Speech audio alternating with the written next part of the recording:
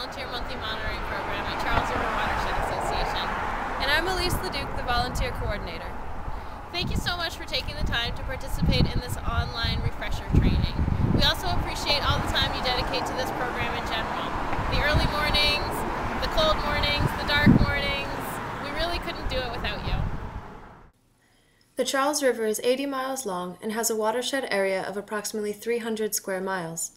The Volunteer Monthly Monitoring Program is now in its 17th year and is one of the oldest and largest volunteer sampling programs in the country. Once a month, more than 70 volunteers gather at 35 sites along the Charles River to collect water samples, measure depth and temperature, and record river conditions. All sites sample for E. coli, a type of bacteria, every month, and 12 sites, indicated by the green triangles on the map, sample quarterly for other parameters such as total suspended solids, chlorophyll A, and various nutrient parameters. This wide distribution of sites and this variety of parameters gives us a comprehensive water quality picture at each event. The data collected by this program is used to identify problems in the river and trends in water quality, and to track the progress of efforts to clean up the Charles. As a final piece of introduction, I'd like to review the schedule for Sampling Day reminders. About 2 weeks after the previous sampling event, I will send the results in a summary letter to all volunteers. This will also serve as the first reminder of the upcoming sampling. At this point, if you know you cannot sample, please let me know as soon as possible. Then, the Thursday before sampling, I will send out a specific reminder email asking if you are available for sampling the following Tuesday. If not, please respond as soon as possible, because on Friday, I will be assigning regional sampling volunteers based on known vacancies. The rest of this video will go through the steps and procedures for taking water samples, in the order in which they should be done the morning of sampling. The rest of the video will take approximately 11 minutes, and when you're finished you can either go back and review any part of the video that you'd like to see again, or you can go directly to taking the online refresher evaluation. Thank you very much, and have fun! This section will review sampling preparation and things to remember before sampling day. Before the morning of sampling, please get in contact with your sampling partner and verify arrangements for exactly where and when to meet. You'll also want to make sure you prepare ice so it will be ready to go the following morning. It's also a good idea to locate all your sampling bottles well ahead of time. This way you can request more bottles if they're missing, or fix the label with a permanent marker if the site ID or date are starting to wear off. Finally, it's a good idea to locate and gather all of your sampling equipment the night before to ensure you don't forget any important equipment the morning of sampling. The following section will review important safety information. To ensure that you are visible to cars, it's important to wear light-colored or reflective clothing. CRWA can provide you with a reflective vest if you want. If you must cross a road, be sure to look both ways before crossing. Additionally, if you are working in a high traffic area with little or no shoulder or sidewalk, you may want to consider setting up a traffic cone 20 to 50 feet from where you will be sampling. When carrying the sampling equipment, hold it by the actual basket, not the rope. For the sampling pole, it should be carried unextended, and you should be aware of your surroundings before extending the pole at your sampling site. Make sure you won't hit passing cars, your sampling partner, or any low-hanging branches or power lines. Finally, although sampling can proceed in rain or snow, you should never sample if you hear thunder or observe lightning. This section will go over the basic steps for collecting water samples. When arriving at your site, the first thing you should do is put on a pair of nitrile gloves. Also, you can record the date, the weather, and any field comments in your field notebook before you start.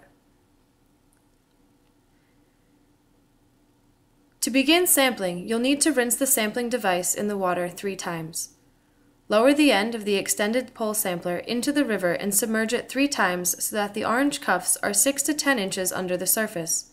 If the water is very shallow, be careful not to disturb the bottom sediment when rinsing or sampling with the pole sampler. Once rinsed, carefully back up, bringing the end of the pole sampler back on shore. Be careful not to hit anything with the pole as you're doing this. This part is easiest if your partner helps you load the sampling bottle. Loosen the orange cuff and place the sampling bottle with the cap still on inside. Securely tighten the cuff ensuring the rim of the bottle is an inch above the cuff itself. Only after the bottle is secure should the lid be removed. Please note your sampling partner should also be wearing nitrile gloves. Then, extend the pole and gently plunge the sampling device into the river so the top of the sampling bottle is 6 inches below the surface, and the opening of the bottle is facing upstream. Keep the bottle below the surface long enough for it to fill. When the bubbles stop, that's a good indicator that the bottle is full. Then, carefully bring the pole sampler back to shore, having your partner help you. Check that the bottle is at least 3/4 of the way full. If not, you'll have to discard this sample bottle. If you have a spare bottle, you can sample again. Also, please note that any floating debris is a natural part of the sample, and you should not attempt to remove it. Then, without touching the rim of the bottle or the inside of the lid, secure the lid on the sampling bottle, loosen the orange cuff, and immediately put the sample on ice. Finally, note the exact time of sample collection and record this information in your field notebook.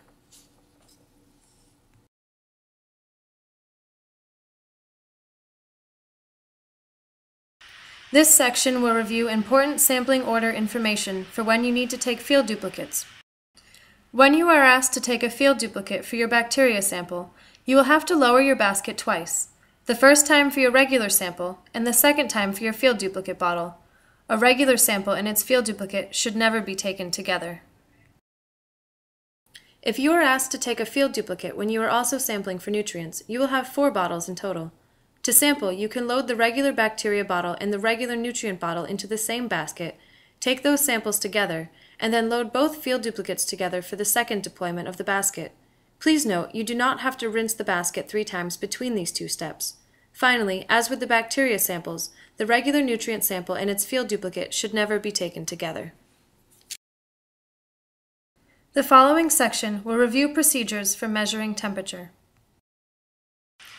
Using the same methods you used to collect your water sample, load the temperature cup into the sampling device, lower it into the river, and fill the cup with water. Because the temperature cup is not sterile, if you make a mistake and the bottle does not fill entirely the first time, simply dump out the water and repeat the steps to fill the cup with water.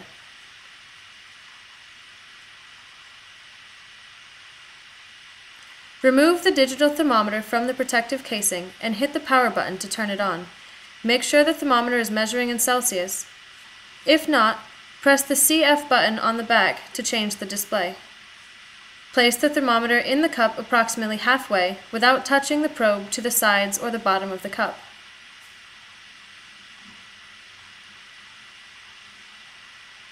Wait until the temperature stabilizes, and then record the digital reading in your field notebook.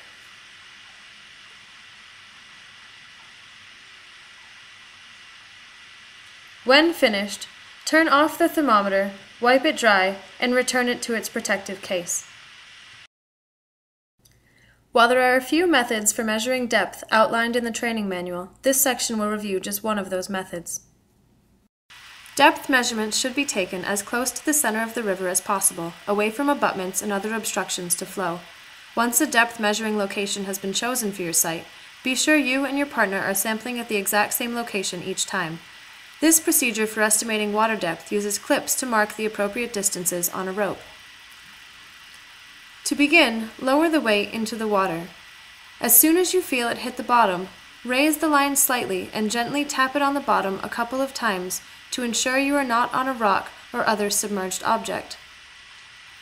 Then, while holding the line taut with the weight on the bottom, use a clip to mark the depth line at the point parallel to the top of the bridge or railing or other fixed point.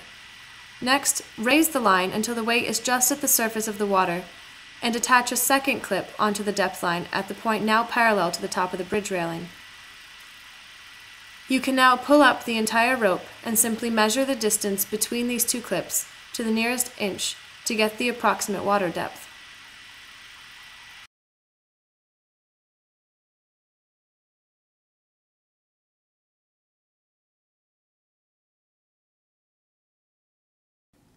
Once you have taken this measurement, you can record the depth in feet and inches in your field notebook.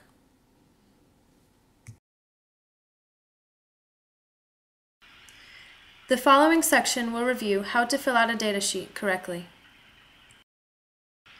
When filling out your data sheet, make sure you are using the most up-to-date version, which can be found on the monthly monitoring webpage, and that you fill it out completely. This involves recording your site number, the name of your location, and the date of the event. For the time of sample collection, record the time you actually took the sample. If you're filling out the datasheet later at the drop-off site, this information should already be recorded in your field notebook. Note the weather and record the names of all volunteers sampling at your site that morning.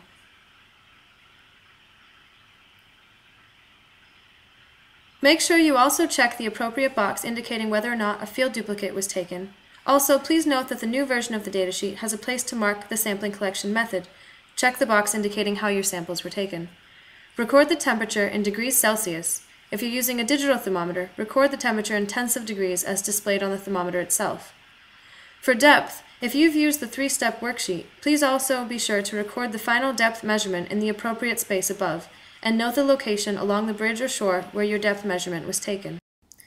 Please note, if you measure depth the way we've shown you in the video, you'll only need to record the final measurement. Finally, at the bottom, please feel free to note any field comments or observations and any equipment needs you may have. Finally, this last section will review important things to remember when at the drop-off site. When you arrive at the drop-off site, make sure you have transferred all of the important information from your field notebook to your datasheet.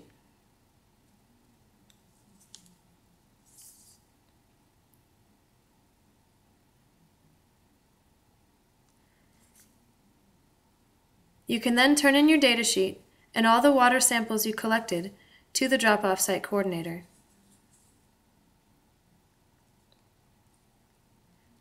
Next, be sure to fill out the chain of custody form completely. This includes noting your site number, the date, the time you took your sample, not the time you're filling out the form, how many bottles you turned in, and whether or not you preserved the sample on ice. Lastly, make sure you sign your chain of custody form entry. These are essential for tracking each sample from collection point through all exchanges to its final destination at the lab. Before you go, remember to take extra data sheets and gloves if you need them, as well as your sampling bottles for next month. Thank you very much for watching the Volunteer Monthly Monitoring online training video. We greatly appreciate both your commitment to sampling in the field, as well as keeping up to date on methods and procedures for proper sample collection. If you have any questions, please don't hesitate to contact me at eladuke@crwa.org or call 781-788-0007, extension 228. At this point, please take some time to review the updated 2012 training manual if you haven't already, and then complete the short online training refresher evaluation, which is linked from this webpage.